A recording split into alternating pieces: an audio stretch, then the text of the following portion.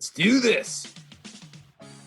We are the New York Knicks. I'm back. Back in the New York. Well, it's the Knicks. New York. We are the New York Knicks. New York. For this new season we're about to enter, the Knicks is taking no shorts just like winter. New York, New York. New York be about the Knicks, huh? But the best thing about New York City is K-N-I-C-K. Everybody say go New York, go New York, go! Go New York, go New York, go! Hey everybody, welcome to episode 525 of the New York Knicks podcast, part of the Lineups Podcast Network at lineups.com, the Big Heads Media Network at bigheadsmedia.com, and Dash Radio.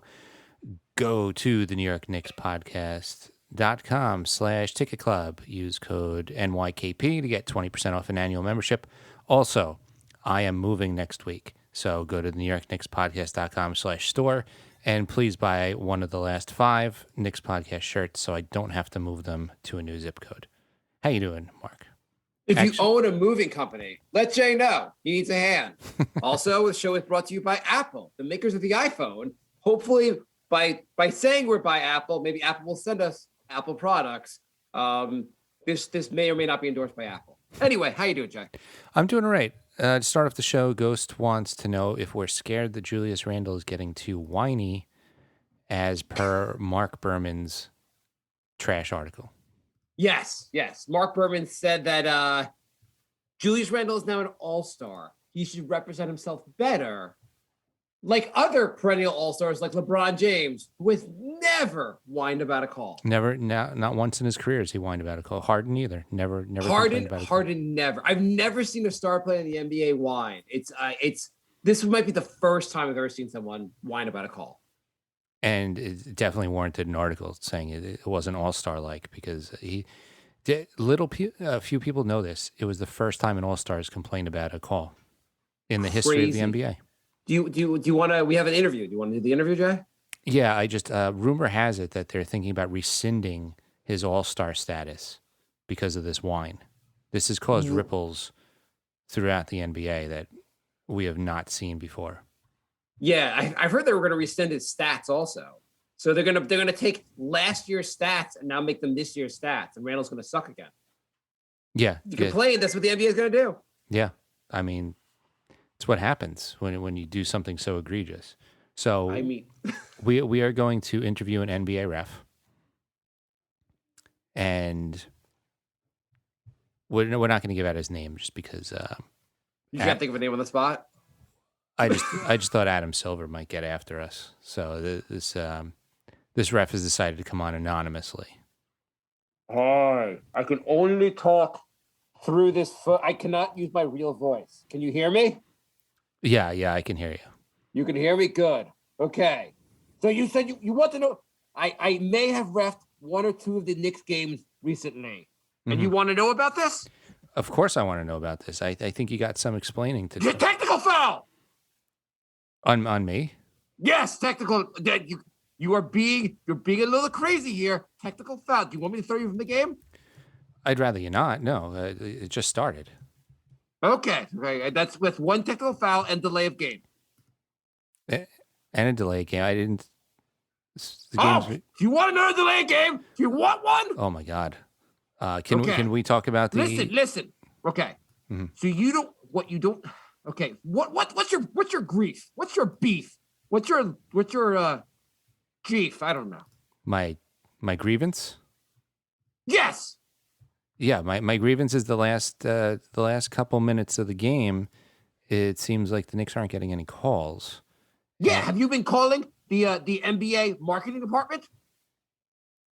No, why should I? If you want your team marketed, you got to call the marketing department, the PR department. If you want your team to be marketed and promoted, you got to call them. You got to kiss up to them. We only do what they tell us. I really don't understand what marketing has to do with calling the game fairly. The NBA is marketing certain teams. If the Knicks want to be marketed, they need to work on that. So the NBA is not marketing the biggest media center. Well, I don't know. You have to talk to them and get on their good side if you want the rest to help you out. Is this about the whining? Do you want a non-technical foul? No, I'd rather not. Oh my God, I'm going to give you a non-technical foul. So how come you were able to see the back heel of Bullock from 35 feet away, but you couldn't see Randall? We have amazing vision. You didn't see Randall get bashed in the head. Listen, he's got a hard head. He's an all-star now. You're allowed to hit him in the head. I don't think Harden's allowed to get hit in the head. Don't you dare touch my Harden. The NBA likes to market Harden. He is a great player, like LeBron James. We're not allowed to call fouls on them very often. Oh, I see. Randall doesn't sell enough jerseys. Exactly. What are you, stupid? Of course. We've uncovered the Sell mystery. long jerseys. Be popular in China. Do things like that, and we'll get your calls. All right. Thank you, NBA ref. Technical foul. All right. So I'm glad we got to the bottom of that, Mark. So I hate saying the refs decided the game. I always feel like that's a loser's way of like, you're like, but the refs, and you can say that every night, but it does seem like this was a particularly bad week for the refs. Arguably, 3 out of the last 4 games were decided by bad ref calls. All that seemed like pretty easy to catch, and all that were against the Knicks. Also, they completely ignored Tibbs when he called for a challenge, which I'd never seen before in my life. He ran to like mid-court and yelled challenge right in their face, and they're just like, I don't hear anything. I didn't know the challenge rule was if you didn't do it fast enough, we're not going to count it. What did they think he wanted?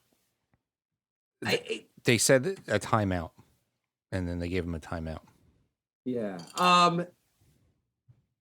So I hate complaining about the referees, but it was just like agreed. It was really I don't know.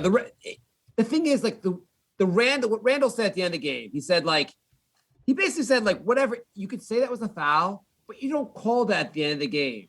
Like, it was a very mild, cheap, like, on every play, there's a foul. Yeah. You don't need to call a foul on every play. It was, I mean, if you can't use your forearm, like, what can you use? If it was 2 minutes into the first quarter, fine. You want to call that? Call that. You don't call it at the end of the game, especially the whole game. Philly is basically hitting Randall all night. It's like a very physical game. And then you're like, okay, if there's like seconds left on the clock and like if 5 seconds to go in the game, we're going to go ticky-tack. Well, that's the thing. You got to be consistent. You can't call it one way for 47 minutes. And then at the end of the game, you're like, well, forearms aren't allowed now. I have a question for you. So, like, we can go through these games in a minute, like what we think about the foul calls. But the biggest issue with the refs, like so much of the NBA is subjective. In baseball, I guess baseball's balls and strikes are subjective, but you can like they have like you can see at least they can have computers call balls and strikes if they wanted to, and you could see on TV what was an actual ball, what was an actual strike, and if a guy's out or not, it's like a fact. A lot of the foul calls in the NBA, it's just so subjective, and the inconsistency, it's hard to consistently call a game. Yeah. So what do you do about a sport where a game is decided really night in, night out by subjective calls by referees? Referees can call them. It's so often the referees are slanted one way or the other. Maybe not on purpose, but like it really like it's hard to win a game when you're playing against the referees. What does the NBA do about that? They need to crack down. They need to be consistent. I feel like the NBA kind of is happy with the way things are, though, because it's been like that almost as long as I can remember, where if you're the star, you can do things that other players can't, and other players like can't even get near you. Right. You feel like the NBA also, like the referees are worried about calling too many fouls. Like if you call 5 fouls on LeBron James, you're going to get crap about that later. Right. But I would rather see LeBron sit with foul trouble rather than have it be so like blatantly biased or just call less fouls. Yeah. I feel like the referees feel like they should be calling fouls, but we don't want to decide the game. So we're not going to call fouls against the All-Stars. And then also we're going to be influenced by whatever the crowd is doing. At the same time, we're going to overreact to like not trying to be influenced by the crowd. And then we're going to flip out when players complain and give them text right away. And it's like, of course they're complaining. You're not treating them fairly. I Yeah. would be flipping out too. I'm surprised How do you- more players don't go absolutely berserk with the way these things get called. The Randall play where he was where the guy was Bradley on was it Bradley on Philly, or what was the guy's name? The guy that grabbed his leg. It was Bradley. Yeah. Where he grabbed Randall's leg, and it was a flagrant foul. And because Randall reacted to being flagrant, the guy basically pulled his leg. He could have like really injured him. Yeah. And he got a technical foul, and that decided the game. That one shot was the difference in because the game went to overtime. Yeah. I can't stand almost any tech. Like, unless you're like swinging at the guy, I don't think there should be techs. I've seen techs for just looking at somebody. I don't like techs at all. No, technical fouls are really stupid. Like, it's also like earlier in the game, Tibbs got like called for a tech, and I don't know what he was saying to the ref, but you call a technical foul. And so what Tibbs did there decided the whole game. That was one point also that turned the game, went to overtime. And he wasn't yelling or anything. So either he said something really bad in a calm tone, or the ref was just way out of line. Right. The referee wants some ability to shut the coach up when the coach is bothering him. How about just give the coach a warning, and 2 warnings, the coach is out of the game. But don't decide what goes on in the court. Don't give a point to the other team because the coach is saying something. At the same time, you're right. Like, a player looks the wrong way or really reacts to something, you give him a technical foul. It's a really dumb. I really don't like the system of the referees in the NBA. It ruins games a lot of times. It decides games, that's the problem. Yeah, that ruins a game for me. Yeah, absolutely. I can name like a clearly rigged playoff series like every year for the last 20 years, and I shouldn't be able to do that. And the thing is, I don't know. I'll say I don't know if those series were actually rigged, but the fact that so many people would think they are because of how the calls went one way or the other is very frustrating. Well, one of the refs did go to jail and said he rigged the games. And 2 of the other refs who went to high school with him coached in the other rigged series. So yeah, I'd say there's a lot of good evidence saying this. But so let's just say all the refs are trying to do their very best. Let's just say let's assume just the most benign intentions. Mm-hmm. All the refs in the NBA right now are not picking a side. Mm-hmm. They're just trying to call the game, and they're making mistakes, Mm-hmm. or just because of basically because of maybe internal biases. They're calling it one way or the other, and it ends up being unfair, like it has been the last few nights. Mm-hmm. How do you fix that? The league needs to have meetings with the coaches and explain what's going on. Like, hey, if a guy jumps in front of another player driving and you can't see if it's a block or a charge in slow motion, that's a block. That is not a charge. Things like that. Like, if you can't tell in slow motion, no human being is going to be able to react to that in full speed. So I don't know if the 90s were better. I mean, I like the 90s in general with the NBA because the Knicks were good, but maybe that was better because you tend to call more of the hard fouls and let the team just play. I think it was maybe better. That's a better system. I think it was better. Also having every player just around the perimeter and jack up threes. It's like I don't know. I feel like every team plays the same way now, and it's gotten a lot worse. There is a bit of the same with everyone's. You can't touch the 3-point shooter. 3-point shooters are basically protected like quarterbacks in the NFL. Yeah. It becomes I know we're just now airing our grievances, but makes the NBA a lot worse. I don't need to see a team shoot 43s in a night. That's not that exciting. No, it used to be more like an event. Like a couple times a quarter, somebody would jack one up, and it was kind of exciting. And I don't know. Anyway, let's talk about the last few games. Okay. But yeah, it's just I don't know if there's a way. You think there's can technology save us? Is there a way where computers can figure out how to call fouls? I think you just have to make the refs accountable, because the NBA defends the refs at all. You're not even allowed to criticize them, and you get fined. They need to be like, hey, you messed up. just like a real job. If you keep messing up, there's Yeah. consequences, I mean, like it's just. I guess basically they should emphasize not calling ticky-tack fouls. There's a lot to like change. And also not letting players. I really hate when players use fouling as to their advantage.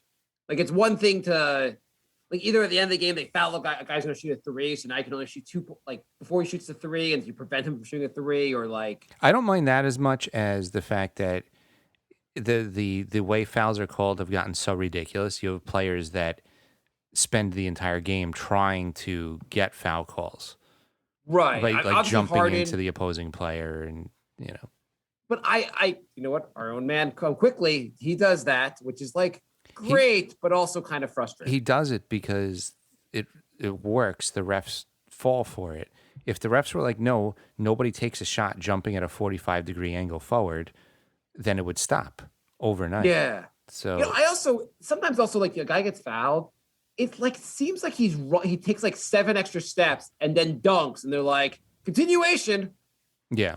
Like there really needs to be like the shot has to be really going up if you're gonna count the and one. Mm-hmm. I hate when like basically the contact is over and the guy finishes the shot and you're like, then where's the fucking foul? Yeah. Okay. So let's start. Where did the game this week start? This week started with Philly. Yeah. Right? Yeah. Or it started with no, there was Philly, Magic, the Knicks. Sorry, the Nets. And did it begin with Philly? Yeah, it was two Phillies. 2 Phillies. Yeah. Yeah. So the first Philly game was right. There's nothing egregious in the first Philly game. Yeah, wasn't that the travel call? No, that was the Nets game, the travel call.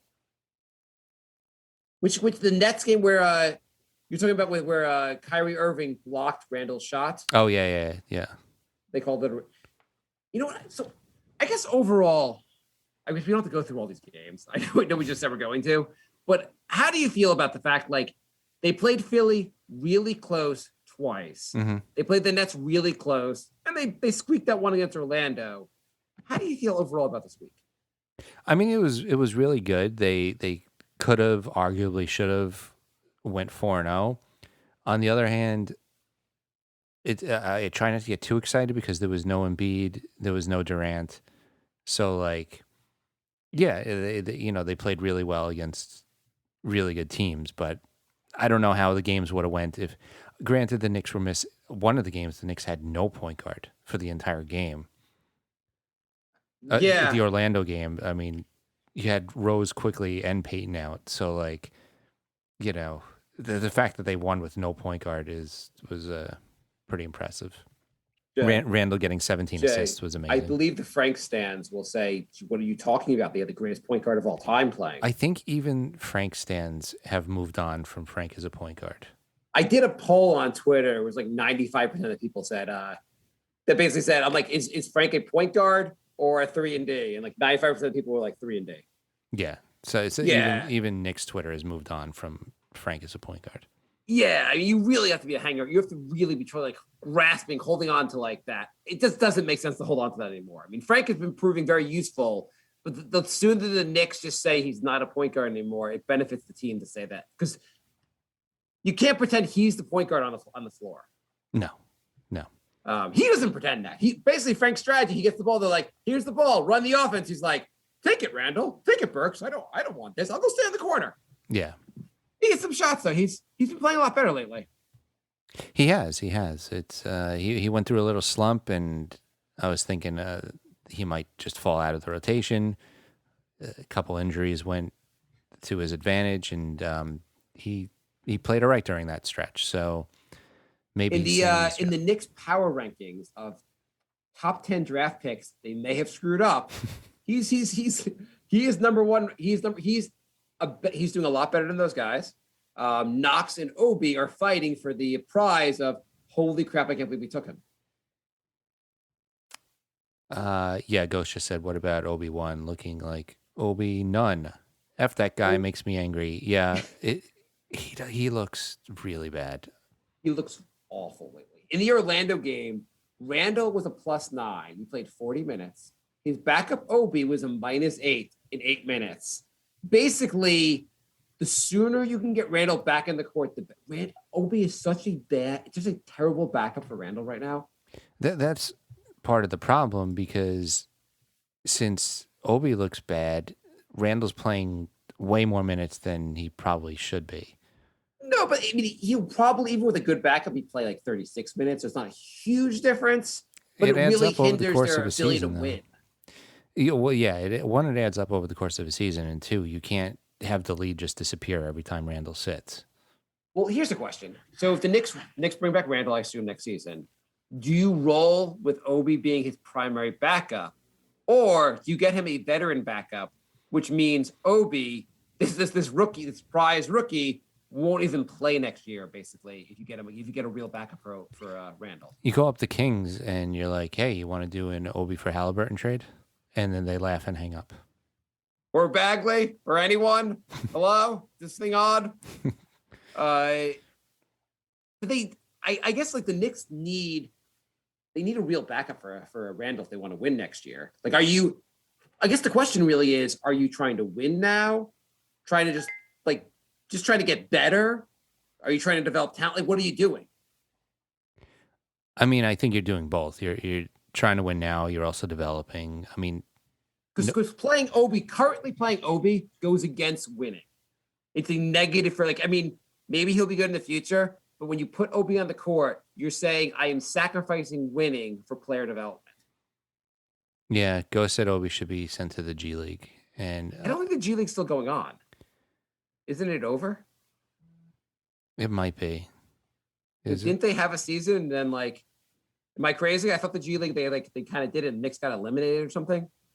That was quick. It usually goes almost the same length as I guess because of COVID, everything got all messed up. Yeah, I mean they might still be having game. I think it might be over. Yeah, I think because of COVID they did it all in a bubble. Can't they And that just was send pretty them to much- like Rucker Park or like just go play somewhere? You're like, hey, I went down to the local YMCA and there was Obi. He's really good when you see him playing in the Y. I think you should send him back. The guy needs reps. I mean, But he does. I mean, you joke, but he definitely obviously needs reps. The question is, how good will he? I asked this, I think, on Facebook or on Twitter, or maybe both. Would you trade Obi right now for a late first round pick, like picks 20 to 30, basically? Would you trade Obi for that pick right now? And I think a lot of people were not in favor of doing that. Mhm. Would you do it, Jay? probably. Yeah, probably. I'd do it in a heartbeat. I just don't think he fits in well with what you're trying to build. Like he's a very much not a good fit right now. Ghost said G League's over. No problem. Send him anyway. That's a pretty good one. I mean, what's the point? Like the thing is, he looks like he is years away from developing. If you want to compete next year, I'm not saying bring in lots of vets, but he's a terrible backup for Randall. He just looks so. I think at some point you have to realize some guys are just not going to be good NBA players. If you could trade him for a late first round pick, then you could draft someone else who will probably be better than Obi. I can't believe the Rockets got a first for Tucker. Yeah, well, so PJ Tucker plays. He's a very good defender. Yeah. I mean, and they built wasn't he they had that small 5-man lineup where he was the center. Yeah. Yeah. So I mean, that's who do you go to, the Bucks? Yeah, because the Bucks needed more depth, so I'm happy for them. That always happens, but I mean, the Bucks, their first rounder is going to be like the 25th pick, so it's not like a great first rounder. Yeah. But, it's just interesting getting a first for a 34-year-old. It's smart. I mean, for Houston and you're right. Like Houston it's no value for Houston keeping him. The Bucks, I mean, their window is right now, so you have to figure out how to win. You win right now. Yeah. I mean, I would have traded Obi for that 25th pick. Nomad said Obi's still a rookie. A year ago today, we were trashing Randall. Give the youngster a chance. I mean, that's a totally fair point. We should give him a chance, but is there anything you're seeing on the court where you're like, this guy? There's some glimpses here. Well, that's the thing. Even when we were annoyed with Randall's spin move, we were saying if he got rid of that, there's potential to be really good. Even Dennis Smith looked really good in his rookie year. He had glimpses of like, wow, this guy could be good. There's just been nothing with Obi. Smith went really quick from starting in Detroit to DNPs. Yeah, they I guess they were watching him play. They were like, oh well, I guess we understand the trade now. Yeah, oh, well. yeah. We got screwed. Yeah, that went really fast. Like he had like they were like, oh, we think we found someone. The Knicks, I don't know why the Knicks passed on him. It was weird. He got a triple-double, and then like 3 games later, they're like, we don't even want you on the court. He's like, hey, you know that code you gave me to get into the locker room doesn't work anymore. It's fine. But what's the code? It's fine. Stay out there. Yeah. I don't know. Guys like every once in a while, like Frank, whatever you want to kill him, he has those moments. He even had moments his rookie year where you're like, oh, there's something there. Knox had some moments. I don't see it with Obi. Did you, not to make the whole show bashing Obi, but do you see anything there? He's athletic. Kind of. Yeah. He's kind of an awkward athletic. Obviously, he can dunk, but he's not like, he doesn't seem super athletic, does he? He's kind of like Aaron Gordon. He can do some nice dunks. Although, I mean, like if you watch him like around the basket, like he doesn't even do as much as Mitchell Robinson does around the basket. No. Mitchell Robinson, he came back the other night and he looked a little rusty, but like, he doesn't do as much as, he does not look like he has as good an offensive game as Mitchell Robinson or Nerlens Noel. That's not good. And also, he's a rim runner. I never see an alley-oop to him. He can't seem to get open for those. Yeah. Yeah, I don't know. I mean, play it out for the season. I don't want to see like a panic trade next week, but you know, I'm not trying to get better this season. I want to see what the team does going forward. But I mean, the one thing I say, Obi, he's been a decent finisher around the rim on very awkward moves. Mm-hmm. Yeah, I mean, there's only 30 games left. I don't think it's time to panic and trade him. I mean, also the last week, I know the Knicks got screwed by the refs a couple times, but the Knicks overall, their defense looks really good. They played really well. We're building something. If we make the playoffs, great. If we don't, whatever. The team is obviously very much improved from last season. It's just annoying because the Knicks might miss the playoffs because of this week. This week could be the deciding factor. The big plays, there was the Nets game where the Knicks were up, or I guess they were up early in that game, right? They looked like they're like throughout most of the game, or maybe I'm wrong. The Knicks were down most of the way, I guess. I forgot. But anyway, the Knicks at the end, they were down. They made a really like nice comeback in the fourth quarter. And then they had that play where I guess Kyrie went to block the ball, and then Randall came down with it and dribbled it, and they called a travel instead of a jump ball was the basic issue. Mm-hmm. I thought the refs got that one right. What did you think? I know Randall lost his mind, but I kind of thought they got that one right. The official rules do say if you touch the ball to jostle it, that the offensive player regains his dribble. So the official rules do say that. Okay. So what's your take on it?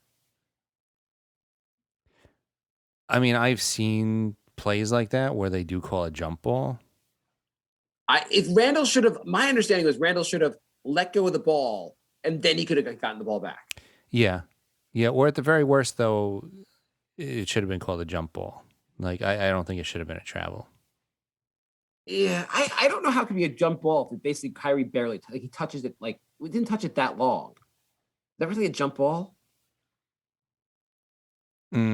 I mean, you're right. It just not trusting the refs. He probably should have taken his hands off of it. And I don't like every time someone blocks a shot, is it if he blocks it too long, it's a jump ball? Just said, my wife who doesn't watch basketball at all told me the other night, well, that guy looks lost. Is he a celebrity? About Obi. So anyway, the net game, I thought Knicks played well. They didn't have the net. the Nets didn't have Durant, but the Nets have been kicking everyone's butt without Durant. Yeah. Now Kyrie's out. So they're just never going to have their 3 stars. Kyrie's out now? Yeah, he's out for the next 3 games. What the hell? I don't know. I mean, how is it? Is Durant back? No. I'm amazed that they've been winning so much without those guys because I thought they kind of gave up a little too much. Apparently not. Apparently I was wrong. I mean, they have Harris is really good. Green played great against the Knicks. Green's having a better season than he has in the last 7 years. You know what also helps is that when you have guys like Kyrie, Harden, and Durant on the floor, they draw so much of the defensive attention that other guys just get easier shots. Yeah, I really thought after they got rid of Jared Allen that DeAndre Jordan was kind of too past his prime to hold down center position. He is. He looks terrible. But then he looks terrible at center. Right, but then that guy Claxton came out of nowhere and he looks decent. So yeah. So then the Knicks have the Magic game. There weren't any bad calls in the match. Was there a call in the first Sixers game? I don't even remember. I guess we can move on from that. The Magic game where basically the Knicks should have won by more, and the game was way too close, basically. Yeah, I think there was a bad call in all 3 games. I don't even want to get into it anymore. Yeah, no, I don't need this kind of negativity in my life. Then why are you following the Knicks? Oh, we got our fake trade of the night. Knicks traded Obi and Frank plus a first for Markkanen. I don't like the first, but I might be in for that. Knicks needs some 3-point shooting. What do you think? Markkanen's injured every except for the fact that Markkanen's injured at all times. Markkanen is injured a lot, but when he's not injured, he's been playing pretty good. Not great. Yeah, he's been playing. No, I don't know if I don't think Markkanen's a key. Like he's a great shooter. He's looked really good when the Knicks have played him. Actually, I don't think he looked that great the last time the Knicks played him, but I don't think he looks like he does a lot more on the court than that. So he's 1 for 11 tonight. That's not good for my fantasy team. I don't like that. That's not good for your fantasy team. No. Ay. Hey, is it okay? Quickly, the last night game was the most annoying game. The foul at the end of the game was ridiculous, and I guess we talked about this enough. I have a question to you. IQ. How do you feel about IQ now? I mean, IQ, I like him a lot. I think he's gonna be good. He's part of the future. Are you getting frustrated with him at all? Not really. There's 1 or 2 shots a game where he shoots from 30 feet away, and I'm like, I'd rather you not do that. Yeah. I think he's going to be good. I think he's still going to be good, but I don't know. At first, I think I was going oh my God, we have the second coming here. The greatest. I think he's going to be a good player, but he needs a lot of growth from here. I would also like to see him pass a little more because if he's going to be your point guard, averaging 2 assists is not great. I don't know if he's going to be your point guard. The more I've watched him, I think he'd be a really good 2 guard or kind of hybrid guard or a off the bench guy. I still think the Knicks need a starting point guard, and I don't think Quickly is the starting point guard. Yeah, I feel like he's going to be like a Lou Williams type of guy. Yeah, he's a huge fan of Williams, and that would be a fantastic thing to get. I mean, come off the bench, jack up a bunch of threes, and then go back on the bench. He's very streaky. He seems like a guy who can play 25 minutes a night for you and really make a huge difference. Mm-hmm. But sometimes he's really on for 3, sometimes he's not. Mm-hmm. Sometimes his floaters look great, sometimes his floaters look like garbage. I guess overall, I think his first year in the league, he works really hard. I bet he looks a lot better next year. I was hoping he'd look better now, basically. I mean, he already looked way better than we thought he was going to be. So. Oh yeah. And I'm just getting why can't he be an all-star right this second? You're getting a little greedy. Yeah, I'm getting a little greedy. The team needs So Derrick Rose has been out for a while. I think supposedly he might be back tomorrow night. The team really needs Derrick Rose back. Yeah, things I never thought we would say at the beginning of the season. Yeah, we really need Derrick Rose back. We don't need Alfred Payton back. But I think Derrick Rose, like, I think for next season, it might make sense to bring Rose back and then, I don't know, draft like every point guard, like just at every draft pick, just draft a point guard. You can't do that. Oh, yeah, you're right. It's illegal. Sorry. The Knicks better draft a goddamn point guard this year. I mean, they have 3 picks in the draft. Draft 1 goddamn point guard. What if they're like... And they have to bring in another point. Like, they need so much help with the point guard position. So what if the Knicks move up in the draft? They get like the 3rd pick. Yeah. And they're like, you know, Obi doesn't look really good, so let's draft a power forward. I would not be surprised. They're like, well, we don't need a power forward. But Leon Rose's son has a new client. I mean, the fact, like, that's what makes the Obi thing look even crazier is the fact that it's Leon Rose's son's client. Like, it's just... I mean, it was obvious that they were going to do that, but I don't see how that's not an issue. How is that not an issue for the NBA? How is the NBA not like, come on, you're really gonna, like, they should call him ahead of time and go like, we know your son's repping this guy. You can't draft him. You cannot have your son rep this guy. It just looks horrible. Or at least not top 10. Like, if he's still there with the 22nd pick, go for it. But like, actually, could your son get better clients? The NBA is like no collusion, but you can draft your son's client. Yeah, I whatever. It does look kind of shady. So my whole thing on Emmanuel quickly is he's looking really great late. He looks really great from where we hoped we drafted him. Mm-hmm. I just wish he wasn't so streaky at times because it seems like there are a lot of nights lately where he jacks up a lot of shots that do not go in. He's been not. He seemed like he's almost a better shooter from 3 than he is from 2. Yeah. And I wish he'd pass a little more, but there'll be growth. I overall, he's part of the future. Absolutely. You want to talk RJ?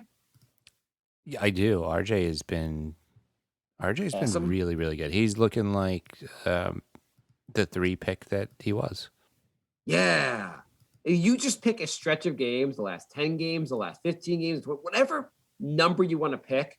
And you'll just look at the stats and you're like, oh, he's shooting almost 50% from the field. He's pretty good from 3. He's having a great season. You can subtract out those first 4 games of the season, the numbers even look so much better. Mm-hmm. Like, just to check out the December games. But do you think RJ Barrett, like, what do you think his ceiling? Like, right now he's averaging 17 points a game, 6 rebounds, 3 assists. Where do you want to see the numbers go from here? What's realistic? I mean, I think he can average 20. Yeah. He's so close now. It doesn't seem like it's a stretch, which No, which not a is stretch awesome. at all. Yeah. Yeah, a few more, get 1 or 2 more boards, another assist, and he's putting up like great numbers. No, in March he's shooting over 50% from the field. He's scoring 20 points a game, almost 6 rebounds, 3 assists. I'd like to see 1 or 2 more assists a game. I think he's a good passer. The only thing about RJ I find is that, like, there's lots of the game where I feel like he's a little, like, he doesn't get as, like, you're like, oh, I forgot RJ's on the court. He like disappears for a little while, but then he'll like really get involved and like be going to the basket over and over again. Yeah. I guess, what does this team need to be from where the team is? What does the team need to like take it to the next level? I don't know if like compete for a title, but like to be a lot better next year. What does the team need? They need a starting point guard. Yeah. Which we've said every year since we've started this podcast. And either Toppin needs to get better or they're going to need a backup for Randall. Yeah. They And need more shooting. I was about to say they need a lockdown 3-point shooter off the bench too. It'd be great if they can get some scoring. I guess they need shooting, obviously. It'd be nice. So here's something I've been thinking about. Mm-hmm. The move, and again, there's no reversing history or what happened already. But now do you think about it, would it have been nice if the Knicks had signed Gordon Hayward? Yeah, I mean, I He don't would know. be a Though. really nice addition on this team. He would, but his injury history and that contract that could get ugly. I mean, the contract's not terrible. Was he getting $30 million a year? Yeah, with a guy who's been injured like 3 or 4 seasons in a row, like this could get ugly real quick. Yeah, I mean that's fair. I mean, but he's legitimately a very good scorer. He plays good defense. He'd feel a real. Like, could you imagine having a lineup like Hayward next to RJ and next to Ray? Like, I mean, he'd fit in he's really well. A healthy Hayward would be amazing for the Knicks. I'd have many sleepless nights worrying about if he was going to make it through. You're always gonna sleep with guys get injured all the time anyway, though. I mean, look, LeBron James is injured now. I mean, guys, LaMelo Ball is injured. Players get injured, but some players get injured way more than other players. I mean, Grant Hill had a nice stretch at the end of his career where he wasn't injured anymore. Yeah, well, I guess you can't. It's hard to we don't have. I understand what you're saying, but it's also hard to base your sign. Like the injury history thing is like sometimes it's fluky. He had that first injury he had with the Celtics, which is a fluky injury. The Knicks don't have Phoenix's coach training staff, so where they can just bring guys back to life. Yeah, they did it for so many players. It was ridiculous. Yeah, no, I mean, who else did they do besides Grant Hill though? They did. Kidd. Like the second he left, his back was just finished. I mean, not Kidd. Nash.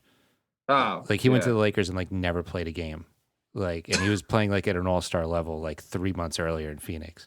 It was funny how good that team. You're like, oh my god, the Lakers got Steve Nash. At the same time, you were like, oh my god, the Lakers got Dwight Howard. Those moves just never worked out. Yeah. I mean, Amari played like one healthy season after he left. So you know what we haven't brought up yet? Mm-hmm. If we're gonna, I mean, we cannot have the show go and not bring up the fact that someone in the Knicks actually have a starting point guard and we're forgetting about him. Do you know what I'm talking about, Jay? Randall? Knicks have 17 assists versus Orlando. I said that earlier. Well, I wasn't listening to you, Jay. You should tell me when you're talking. You never listen when I talk, so I'm used never. to it. That was unbelievable, though. Yeah. I mean, he played on 17 assists from Randall. Like, what is that? Carmelo's total from the time he was here? Yeah, exactly. Also, third triple-double this season. Yeah. Randall's just been awesome. Yeah, he's been amazing. There was some people who were saying like he didn't deserve that all-star spot. He absolutely does. I mean, look at, the expectations for the Knicks in the beginning of the season and where they are now. They've exceeded more than any other team in the league. I would say anyone that thinks Randall shouldn't be an all-star, just someone that's not watching the Knicks play, which is fine. If you're not watching it, you can say whatever you want. I don't watch every other team, but Randall has been great this season. Yeah. Actually, you know who else has been a lot better lately? Is Reggie Bullock. Reggie Bullock, who had the key block. I mean, he also had a key turnover in that game, but he had a key block to win the game against Orlando. Yeah, we're getting really close to having to do a Bullock apology episode. At some point, I know this happened at some point, maybe a month ago, where the coaching staff just said, hey, Reggie, you have to shoot more threes. And said the rest of the team, he is our three-point specialist. You have to pass to him so he can shoot more threes. You guys got this?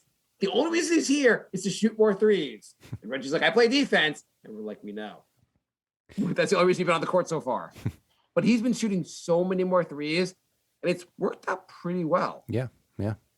And he also, I would you say Frank's ceiling?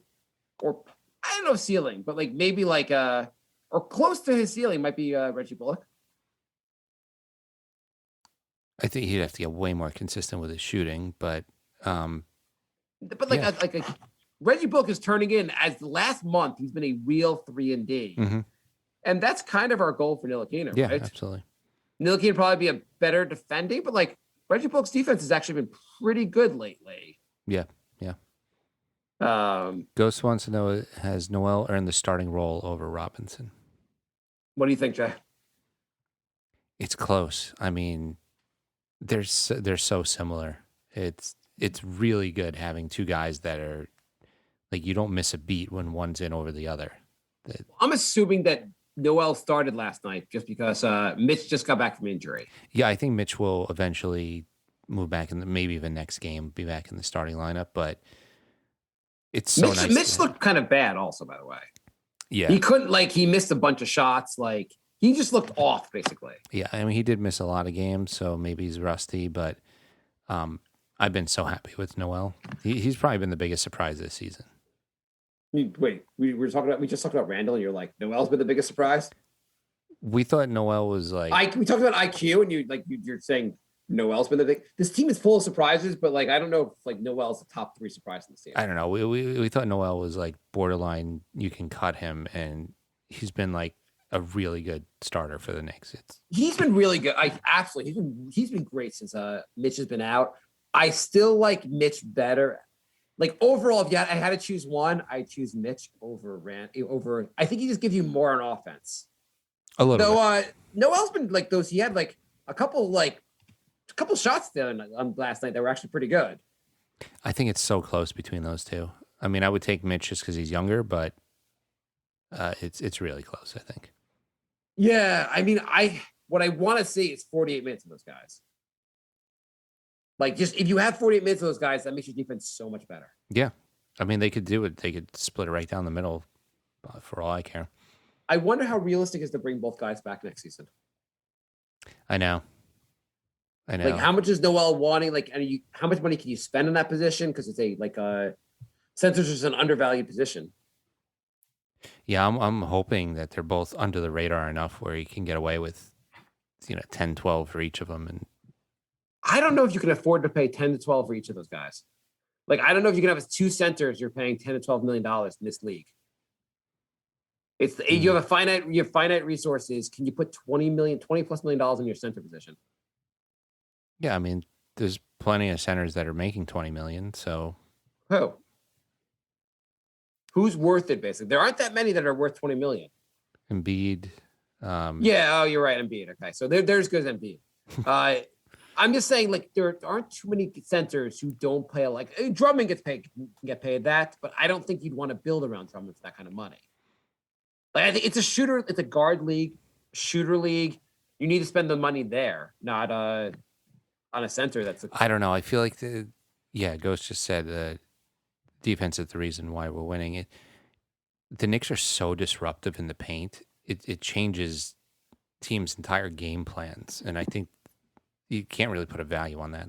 That's been huge. No, I agree. This week, the one thing I've I think early in the season, the Knicks defense was doing well, and I was was it fluky? Then they play some games against teams that aren't so good.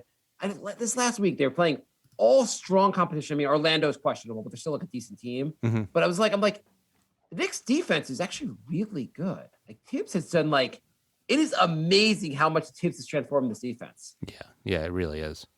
I mean, they were a bottom 5 defense in the NBA last year. The roster's not that different, and Tibbs has them playing together it is unbelievable. Yeah, I mean, pretty much everyone on the roster has looked better on defense.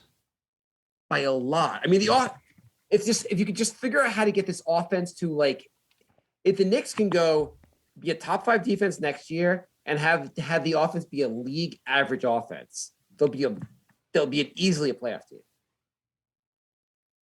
Yeah.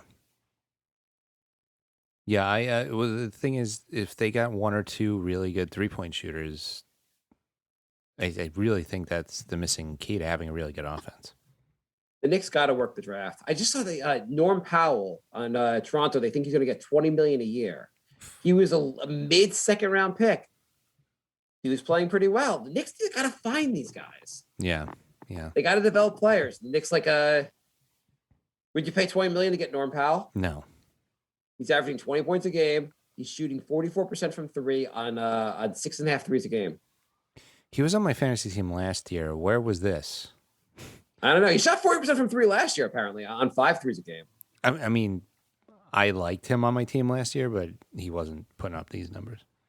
I know. He's been getting better every season. It's just amazing Toronto can find these guys. The guy on Philly, Corments or whatever the hell his name is. He's a late first-round pick. He was pretty darn good last night. Korkmaz or whatever the hell his name is. Yeah, Furkan Korkmaz. Knicks need to find some of these. I mean, the league, I think you're right. The league is kind of annoying. The league is just becoming guys just jacking up threes. But if that's the league, we have to find guys who can hit those threes. Yeah. They need one or two more of those and a point guard. And I mean, we said at the beginning of the season they have like one piece. Now they have like a half a team, so it's so much closer. Right. I like legitimately. I'd bring back a good half the team. I'd bring back for next season, no question. Yeah. And the Knicks have improved so vastly from last season. They went into the season being like, "Hey, why did they even bother showing up to the NBA?" Yeah. Now they have legitimately like 7 or 8 guys. I'd want them to bring back. Burks, you might want Burks back. Burks hit against Philly some of those really like pretty impressive shots around the rim. Mm-hmm. He's a bit of a he jacks up some sometimes too many shots, but I don't know, he's a pretty good player. Yeah, he's a little streaky, but he's good. They were saying on the broadcast, like, I thought it was just interesting. They were saying how they also said that before I even say that Ben Simmons has never lost to the Knicks. He's 14-0 against the Knicks. I know, it's disgusting. Holy crap! But they were saying with Burks, like, I guess he started on Utah, right? Yeah. He had a bunch of injuries early in his career and just killed his development. And then basically at some point when he was finally healthy, he became too old to develop. Mm-hmm. Yeah, that was when they had Burke and Burks, right? Oh yeah, Trey Burke and yeah. It was confusing. Yeah, no, it's a little confusing. But I mean, he's actually a pretty good player. Yeah. He's also like a really good guy off your bench. Like, I don't think he's going to be a starter for anyone, but he's a really good guy off the bench. Yes. So we are just about out of time. We can continue in the chat. Do we have any emails? We have one email, and no, it's not for the show. Okay. So yeah, stick around. We'll talk a little bit more in the chat. If you are just listening to this through the podcast, you can follow us on Twitch, twitch.tv/crumpledbacon, and you can watch us live. You can join the chat, ask us questions there. And yeah, so I'm moving next week, so we'll probably be back in 2 weeks. Sure. Sounds good. Once I get my life in order. Jay's Life in Order. Tune in. All right, here's the goodbye song. Bye,